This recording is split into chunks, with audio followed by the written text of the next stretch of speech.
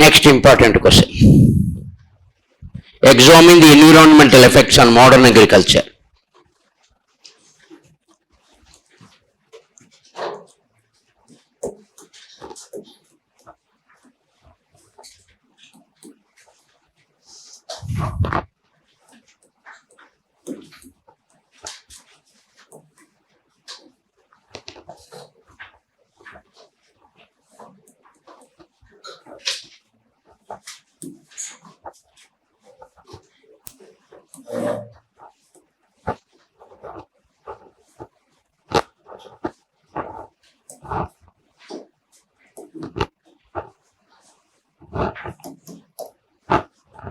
ఆధునిక వ్యవసాయం వలన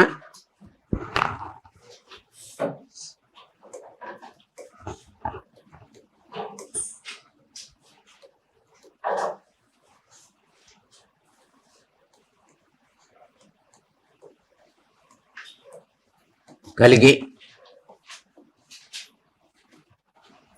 పర్యావరణ సమస్యలను తెలపండి.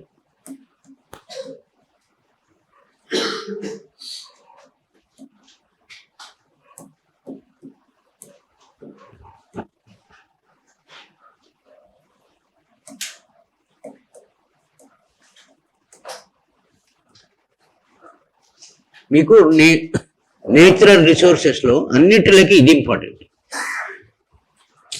కదా. ఫారెస్ట్, వాటరు, తర్వాత ల్యాండ్లో ఇది ఇంపార్టెంట్. నెక్స్ట్ వచ్చి మినరల్ ఉంటుంది, లోహ సంపద. వాటికన్నా కూడా ఇది very very important, highly expected. Last వచ్చి ఏం చెప్పాను నేను? Sustainable use of all resources. మనకేమేమి సిలబస్లో ఉన్నాయో వాటిని సుస్థిరంగా ఉపయోగించుకునే పద్ధతులు ఏంటి అనేది క్వశ్చన్ అండి. యూనిట్లో 1 out of the natural resources and 1 sustainable use. Last question వీటిల్లో 1. దీంట్లో ఎక్కువ ఇంపార్టెంట్ ఇది. దీన్ని మరొక విధంగా కూడా అడుగుతారండి. హరిత విప్లవం అనగానేమి, దానివల్ల కలిగే పర్యావరణ సమస్యలు ఏంటని కూడా అడుగుతారు. అట్టన్నా కూడా 1. అట్లా కూడా అడగచ్చు. What is green revolution and what are the environmental hazards created by that, అట్లా అడిగినా కూడా అంతే. అయితే మీరు ఇంట్రొడక్షన్లో కొద్దిగా మార్చండి. అంటే ప్రశ్న మారినప్పుడల్లా మీరు ఇంట్రొడక్షన్ మార్చుకోండి. ముందు ఏం చెప్తున్నాం? Modern agricultural practices aim to achieve green revolution proposed by A famous economist mister M.S.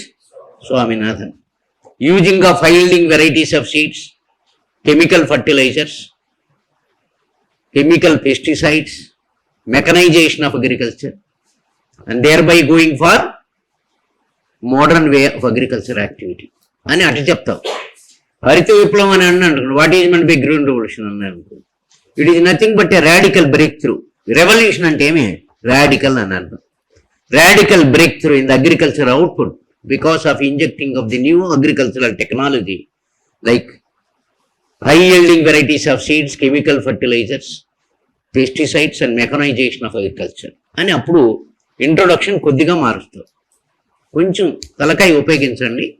ప్రశ్న మారినప్పుడల్లా కొద్దిగా మార్చండి. నువ్వు ఒకే విధమైన నేర్చుకునేది బట్టి కొట్టింది రాసావనుకో, వాడు ఎగ్జామినర్ ఏమనుకుంటాడు? నీకు అంటే ఏమన్నా మనం ఏ రకమైన ప్రశ్న అడిగాడు వాడు? కాన్సెప్చువల్ బిట్ అడిగాడు. అంటే భావనాత్మకమైన ప్రశ్న అడిగినప్పుడు నువ్వు నిర్వచనం ఇవ్వాలి. వాట్ ఈజ్ గ్రీన్ రెవల్యూషన్ అనే దానికి జవాబు ఇవ్వాలి. అట్లా అడిగితే, అలా అడగలే నో ప్రాబ్లం. ఆధునిక వ్యవసాయంలో ఏముంది? అధిక దిగుబడి విత్తనాలు వాడడం, క్రిమిసంహారక మందులు వాడడం, రాసాయనిక ఎరువులు వాడడం, వ్యవసాయ యాంత్రీకరణ అంటే శ్రామికులు జంతువులు చేసే పని యంత్రాలు వాడడం. తత్ఫలితంగా మనం సాధించినటువంటిది హరిత విప్లవం. అనుకూలమైన ప్రభావం హరిత విప్లవం సాధించిన చాలా ప్రతికూల ప్రభావాలు పర్యావరణం మీద ఉన్నాయి. వాటిని విశ్లేషించవలసి ఉంది. That is what you right in the introduction part. ఒకవేళ వాట్ ఈజ్ గ్రీన్ రెవల్యూషన్ అంటే కాన్సెప్ట్ నిర్వచించండి. Now environmental problems.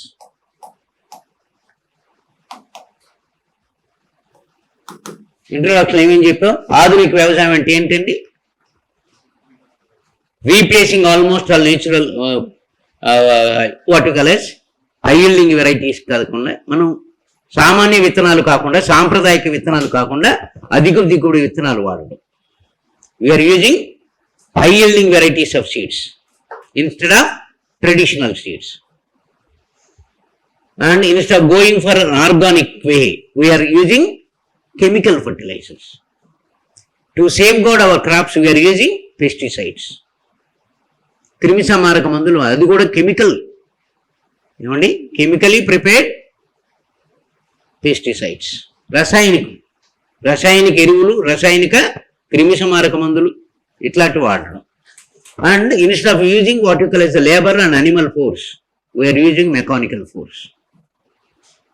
జంతు శక్తి, శ్రామిక శక్తి పనిచేసే కార్యక్రమాలని యంత్రశక్తితో పనిచేయడం, అవన్నీ చెప్పేస్తుంది. ఇప్పుడు దానివల్ల ఏం మనకు ఎన్విరాన్మెంట్, పర్యావరణంగా ఏ సమస్యలు వస్తాయి? Number 1, impact of HYED, high yielding variety seeds. అధిక దిగుబడి విత్తనాల వాడకం వల్ల ఏమేమి మనకు ప్రభావాలు వస్తాయి? ఓకే, ఏ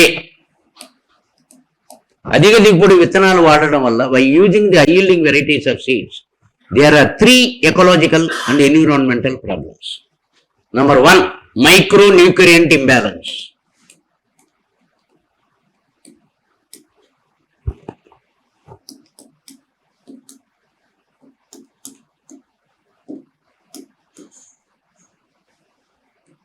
సూక్ష్మ పౌష్టిక అసమతోల్యత.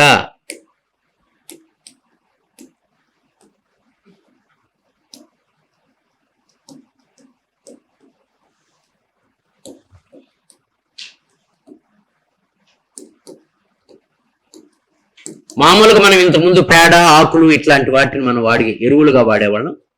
దాని ప్లేస్లో ఇప్పుడు మా ఆధునిక వ్యవసాయంలో ఏం వాడుతున్నాం? సారీ, ఈ పాయింట్ వచ్చి అధిక దిగుబడి విత్తనాలు. Instead of going for a traditional seeds, సాంప్రదాయక విత్తనాలు ఇస్తాం కదండి. ఎందుకు దాని స్థానంలో అధిక దిగుబడి విత్తనాలు ఉపయోగించాం? ఇప్పుడు నువ్వు అనుకోండి, మొలకొలకలు చేసావు, 6 నెలల పంట అది. At the most you can raise 1 crop or at least 2 crops. అదే you go for hybrid variety like థైసింగ్, IR8, జయ, హంస, దాన్ని హైబ్రిడ్ అంటాం. ఓన్లీ 3 months 1 క్రాప్ అండి. What we have learn from Mexico. దీన్నే ఏమంటాం? డ్వార్ఫ్ వెరైటీస్ అంటాం. పుట్టి వంగడాలు, ఎత్తుగా ఏపుగా కూడా పెరగవు, అంత పొడుగే ఉంటుంది. మొక్క ఎంత పొడుగు ఉంటుందో అంతకన్నా పొడుగు ఎన్ని ఉంటుంది. ఎన్ని ఉంటుంది తెలుసా? పల్లెటూరులో గింజలు ఉండేది ఎక్కువగా ఉంటుంది. ఇది ఇంత పొడుగు పెరిగితే దంత పొడుగు ఎన్ని ఉంటుంది. ఈల్డ్ తక్కువగా ఉంటుంది. And crop time is also more. పంట కాలం ఎక్కువ, దిగుబడి తక్కువ. కానీ వీటిని వాడడం వల్ల దిగుబడి పెరుగుతుంది, దాంట్లో అనుమానమే లేదు. కానీ అట్లాంటి అధిక దిగుబడి విత్తనాలు వాడడం వల్ల పర్యావరణంగా మనకు ఏర్పడే సమస్యలు ఏంటి? What are the ecological and environmental problem. Because of using high yielding varieties of seeds, monoculture will develop. ఏక పంట సంస్కృతి, ఒకే రకమైన పంటను వేస్తా వస్తాం మనం. ఏమండి, దేంట్లో అయితే మనకి ఎక్కువగా హైబ్రిడ్ విత్తనాలు అంటే అధిక దిగుబడి విత్తనాలు లభిస్తుంటాయో ఆ పంటకే ఎక్కువగా వెళ్తూ ఉంటాం. Mostly we're going for paddy crop అనుకోండి. అదే ఏక పంట సంస్కృతికి వచ్చేస్తాం. అది వచ్చినప్పుడు ఏంటంటే ఏ కారణం చేతనైనా వర్షాభావ పరిస్థితి ఏర్పడినా లేదా ఆ పంటకి ఏదైనా రోగం వచ్చినా ఇక పంట లేని పరిస్థితి వచ్చేస్తుంది. Completely crop will be damaged and yield is 0. దిగుబడి అంతా కూడా సున్నకు వచ్చేటువంటి ప్రమాదం ఉందండి. That is 1 high yielding variety వల్ల. మోనో కల్చర్, ఏక పంట సంస్కృతి, ఒకే పంటను పండిస్తూ ఉంటారు. You take for Punjab and Haryana, once only Punjab, later Haryana, only paddy crop. అసలు గ్రీన్ రెవల్యూషన్ ఎక్కడ వచ్చిందండి? ఆ 2 రాష్ట్రాల్లోనే వచ్చింది. తర్వాత దక్షిణ భారతదేశానికి విస్తరించింది. అది కూడా ఆంధ్రప్రదేశ్లో వెస్ట్ గోదావరికి వచ్చింది. అందుకే దాన్ని దక్షిణ భారతదేశ ధాన్యాగార వండారం అంటాం. The rice bubble of south India అని అనడానికి కారణం ఏంటి? ఎందుకంటే గోదావరి వాటర్స్ అవి ఇవి ఉన్నాయి కాబట్టి పుష్కలంగా పంటలు పండే అవకాశం వచ్చింది. అందుకని ఇక్కడ హరిత విప్లవానికి కొద్ది అవకాశం వచ్చింది. Totally taking Telangana is totally absent of green revolution కదండి. అలాగే ఏంటంటే మోనోకల్చర్ వచ్చేదాని వల్ల ఏముందంటే ఏ కారణం చేతనైనా దురదృష్టవశాత్తు ఆ ఏక పంట సంస్కృతిలో ఏదైనా ఒక రోగం వచ్చినట్లయితే ఆహార ధాన్యాల ఉత్పత్తి పూర్తిగా నాశనమయ్యే ప్రమాదం ఉంది. That is the number 1. A B ఇదే మైక్రో న్యూట్రియంట్ ఇంబ్యాలెన్స్. ఇది మోనోకల్చర్ అండి. Micro nutrient imbalance second point. Okay, it is impact of that. A is monoculture, ఇది కాదు, ఇది second point. Micro nutrient imbalance, సూక్ష్మ పౌష్టిక అసమతుల్యత ఏర్పడుతుంది. అంటే actually we're using water, nitrogen, phosphorus and potassium. దాన్ని మనం ఎన్కేపీ అంటాం, ఎన్పీకే అంటాం. ఆ ఎన్పీకేని ఏంటంటే అగ్రికల్చర్ సైంటిస్టు కదా, ప్రొఫెసర్స్ వాళ్ళు చెప్పిన రేషియోలో వాడాలి. It will be definitely 4:2:1. కానీ రైతులకి ఏం తెలుసండి, ఏది ఎంత పాలల్లో వదలాలో తెలియదు, ఉపయోగించాలో తెలియదు. They are illiterates and ignorant. మన సైంటిస్టుల అంచనాలు ఏంటంటే 8:2:1 ఉండదంట. వాళ్ళు వాడేటువంటిది ఎక్కువగా ఏం వాడుతుంది, నైట్రోజన్ ఎక్కువ వాడుతుంది. తెలియక, రైతులకి తెలియక ఏ ఎరువు దొరికితే ఆ ఎరువు వేసేయడు, యూరియా దొరికిందా యూరియా వేసేయడు. కాబట్టి ఆ విధంగా వాడడం వల్ల ఏమవుతుందంటే భూమి యొక్క పౌష్టికం దెబ్బతింటాం. The fertility of the soil will be disturb. భూమి యొక్క పౌష్టిక సారవంతాన్ని ఛిద్రం చేస్తున్నాయి. అట్లా ఛిద్రం అయ్యడం వల్ల ఏంటంటే విపరీతంగా రైతుల యొక్క న్యూట్రిషనల్ కెపాసిటీ కానీ లేదా వాళ్ళకు వచ్చే ఉత్పాదకత కానీ ఉత్పత్తి కానీ క్షీణించే ప్రమాదం ఉంది. ఉత్పత్తి అంటే మొత్తం ఉత్పత్తి, ఉత్పాదకత అంటే 1 హెక్టార్కి ఎన్ని కేజీలు ఉత్పత్తి అవుతాయి, రెండు తగ్గిపోతాయి. ఇది ఒక ప్రమాదకరమైనటువంటి అంశం, మైక్రో న్యూట్రియంట్ ఇంబ్యాలెన్స్ అంటాం. అది ఇంకొకటి. బి. సి ఏంటంటే నైట్రేట్ పొల్యూషన్.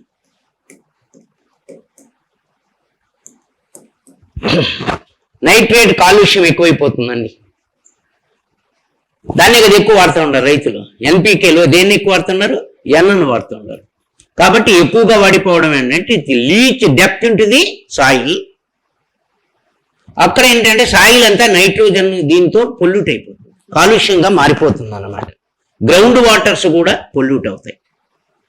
అందువల్ల ఏంటంటే కేవలం పంటకు నాశనం అయ్యేది కాదండి, భూమి దెబ్బతినడమే కాదండి, even very dangerous health hazards also will take place. అనేక మంది, ఎందుకంటే చుట్టుపక్కల ఉండేటువంటి ఆ పంటలకు కానీ లేదా చుట్టుపక్కల ఉండే అంతేందుకు మన బోరు బావులు కానీ ఓపెన్ వెల్స్ కానీ కదా, మనం ఉపయోగించుకునే బావి నీరు కానీ లేదా బోరు బావుల్లో ఉండేటువంటి అన్నీ కూడా పొల్యూట్ అవుతాయి. దాంట్లో కూడా నైట్రోజన్ ఎంటర్ అయిపోతాం. అదే చెప్పాను కదా నిన్ననే, the very deadly disease what has been witnessed in UK and Denmark, blueberry syndrome, విపరీతంగా భారతదేశంలో ఎంటర్ అయిపోయిందండి. It is confronted by children, పిల్లలు. అది కూడా కాజింగ్ డెత్ అండి. మనిషి బ్లూగా మారిపోతాడు అన్నమాట. అటువంటి తిండి తినడం, అటువంటి ఆహార పదార్థాలు తినడం, ఆ వ్యవసాయంలో పండిన పండ్లు తినడం, ఇట్లాంటి వాటి తినడం వల్ల ఆ న్యూట్రియంట్ మనం వాడడం, వీటి ఫలితంగా బ్రహ్మాండమైనటువంటి ఆరోగ్యకరమైనటువంటి ప్రమాదకర పరిస్థితులు వస్తున్నాయి. అది ఒకటి. తర్వాత ఇంకొక ప్రమాదం ఏంటంటే యూట్రోఫికేషన్ అంటారు.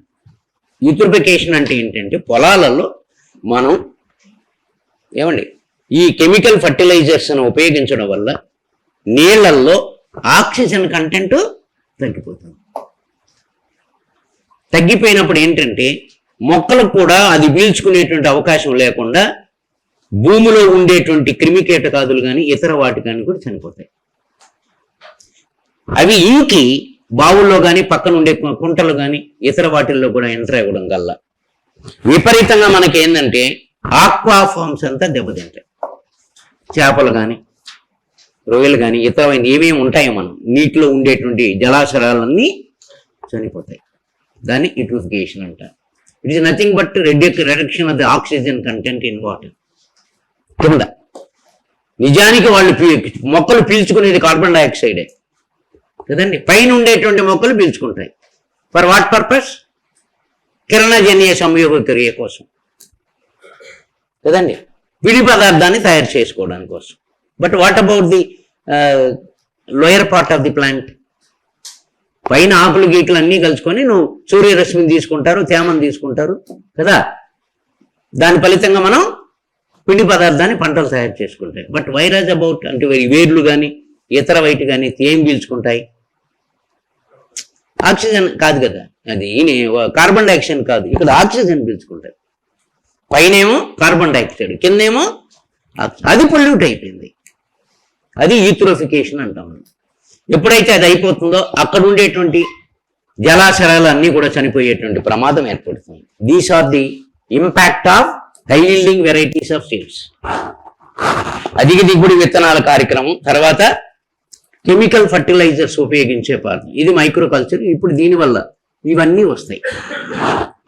Now fertiliser usage, chemical fertilisers usage వల్ల అయిపోయింది. That is also over. What is the next one అండి? 3.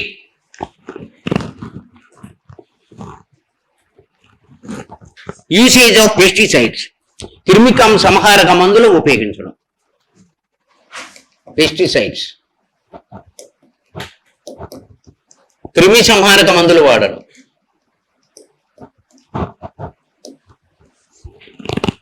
Almost all we are using DDT and other so many modern chemical mixed pesticides we are using. We are spraying and also using. ఉపయోగిస్తున్నాం మనం క్రిమి సంహారక మందులు ఇస్తాం, అది కూడా chemical pesticides. అలాంటి వాటిని మనం వాడడం వల్ల ఏమవుతున్నదంటే దీనివల్ల కూడా ఒక 3 ప్రభావాలు ఉన్నాయి. The one, creating a super pest అంటారు. సూపర్ పెస్ట్ అంటే ఏంటంటే క్రిములు ఎట్లుంటాయంటే, it is estimated by agriculture scientist nearly 20 types of ఏమండి pest have been developed resistance power. DDT నువ్వు ఎంతన్నా కొట్టాయి చావు. వాడి మందులు ఏ విధంగా కొట్టినా కూడా ఏంటంటే 20 రకాల క్రిములు ఏమైనాయంటే వాటికి రెసిస్ట్ అయిపోయినాయి. ఆ మందులు వాళ్ళ దగ్గర పనిచేయి, నువ్వు కొడతా ఉన్నా కూడా చావు అయ్యి. దట్ ఈస్ వాటిని ఏమంటాం మనం? సూపర్ పెస్ట్ అంటాం. సూపర్ పెస్ట్ అంటే రెసిస్టెంట్ పవర్ ఇంక్రీస్డ్ పెస్ట్, అట్లాంటివి ఎక్కువ. దానివల్ల ఏమవుతుందండి, 500 రూపాయలు క్రిమి సంహారకుల మందుల మీద ఖర్చు పెట్టే రైతు ఈరోజు 1500 ఖర్చు పెట్టాల్సి వస్తుంది. అంత చేస్తే గానీ క్రిముల్లో కొన్నన్నా చావు. That is the problem of this. Even pests are becoming super pest. క్రిములు కూడా సూపర్ పెస్ట్లుగా మారిపోతూ ఉన్నాయి. అండ్ నాన్ టార్గెటెడ్ పెస్ట్, లక్ష్యం లేనటువంటివి చనిపోతాయండి. నాన్ టార్గెటెడ్ కొన్ని చావకూడదు, రైతు స్నేహితులుగా ఉంటాయి. ఫర్ ఎగ్జాంపుల్ ఎర్త్ వామ్స్ కదండి, they are friendly, farmers friendly pest. అది ఎర్త్ వామ్ వల్ల అంటే వ్యవసాయానికి మేలు, రైతుకు చాలా మేలు చేస్తుంది. గట్టిగా ఉండే సాయిల్ని తిరిగి తిరిగి లూజ్ చేస్తుంది.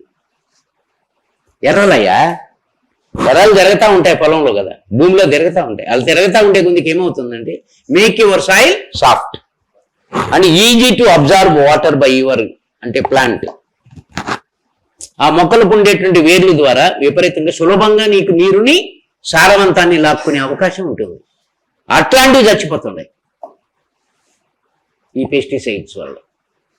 అంటే వీఆర్ యూజింగ్ అది నాన్ టార్గెటెడ్ పెస్ట్. ఏదైతే చావకూడదో అవి చచ్చిపోతున్నాయి, చావకూడనివి చావాల్సినవేమో సూపర్ పెస్ట్గా మిగిలిపోతుంది, రెసిస్ట్ అయిపోతున్నాయి, అవి నిలిచిపోతున్నాయి, ఇవేమో చచ్చిపోతున్నాయి. అది కూడా another loss for modern agriculture. Pesticides వల్ల ఇంకొకటి non targeted pest. Then food contamination, ఆహార విష పదార్థాలుగా మారిపోతున్నాయి.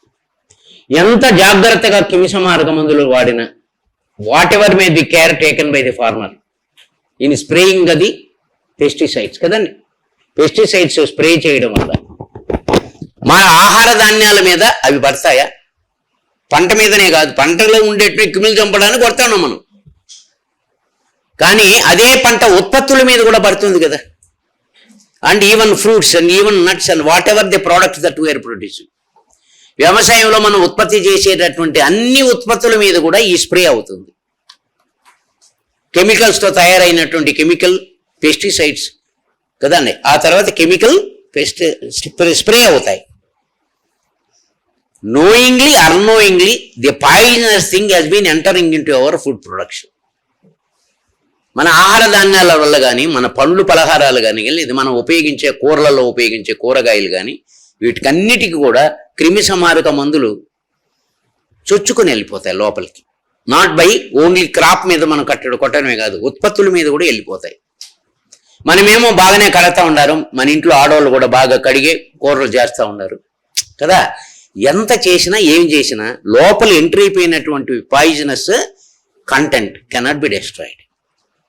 అందువల్ల ఏంటంటే we are not eating the food అండి, slowly we are eating the poison. ఆహారం తినడానికి బదులు మనం విషాన్ని తింటాం క్రమంగా. మరి ఈ మధ్య ఎక్కువగా మన కల్చర్ ఏంటంటే బయట నుంచి అంతా తెప్పించుకోవడం. వాళ్ళు ఎలాంటి వండుతూ ఉన్నారు, ఎన్ని రోజుల ముందు తయారు చేసి పెట్టేశారు కూడా మనకు తెలియదు. అప్పటికప్పుడు వెయిట్ చేసి పెట్టేస్తారు. Very bad character of the public nowadays ఆన్లైన్లో ఫుడ్ తెప్పించుకోవడం. అందువల్లనే కొత్త కొత్త రోగాలు వస్తున్నాయి సార్. అనుకోని రోగాలు ఎందుకు వస్తున్నాయంటే contamination of food is totally damage, పూర్తిగా విషపూరితం అయిపోతున్నాయి. అట్లాంటి విషాన్ని తింటా ఉన్నాం మనం. చూడడానికేమో ఆధునిక వ్యవసాయమే, హరిత విప్లవ సాధనే, we achieved green revolution, but the thing indirectly we are eating poison. విషపూరితంగా మారిపోతూ ఉన్నాయండి. ఫుడ్ కంటామినేషన్ అండి. All fruits, nuts, vegetables, grains కదండి, ధాన్యాలు, cereals or pulses or whatever, oil seeds ఏమన్నా కానీ అన్నిట్లోనూ పాయిజన్ వెళ్తూ ఉంది. అంతేకాకుండా గింజల్లో కానీ ఇతర వాటిల్లో కూడా పాయిజన్ వెళ్ళిపోతూ ఉంది. మనం తినేటువంటి పండ్లల్లో కూడా వెళ్తూ ఉంది, వెజిటబుల్స్లో కూడా వెళ్తూ ఉంది. Day to day consumption of almost all food material is almost all poisonous just because of using of pesticides. One impact of HYBB అండి. ఒక ప్రభావం ఏందండి, అధిక దిగుబడి విత్తనాలు వాడడం వల్ల. దానివల్ల ఏమి ప్రమాదం అవుతుందండి, ఏక పంట సంస్కృతి, మోనోకల్చర్ ఒకటి. రెండవది ఏంటండి, మైక్రో న్యూట్రియంట్ ఇంబ్యాలెన్స్. మూడవది ఏంటండి, pesticides problem. Then irrigation problem, నీటిపారుదల సమస్య అండి. ఎంత జాగ్రత్తగా మనం నీటిపారుదల సౌకర్యాలు అభివృద్ధి చేసినా either from our own what call the well and tube wells, అంతేకాకుండా ప్రాజెక్ట్స్ నుంచి వచ్చే నీరు కావచ్చు, చెరువుల నుంచి వచ్చే నీరు కావచ్చు, from the ponds and tanks, wherever you are getting the source of water. అట్లాంటి వచ్చేటువంటి నీళ్ళు వల్ల మనం సాగు చేసేదాని వల్ల రెండు రకాల సమస్యలు వస్తున్నాయి. The one is water logging, నీటి నిల్వలు ఏర్పడడం.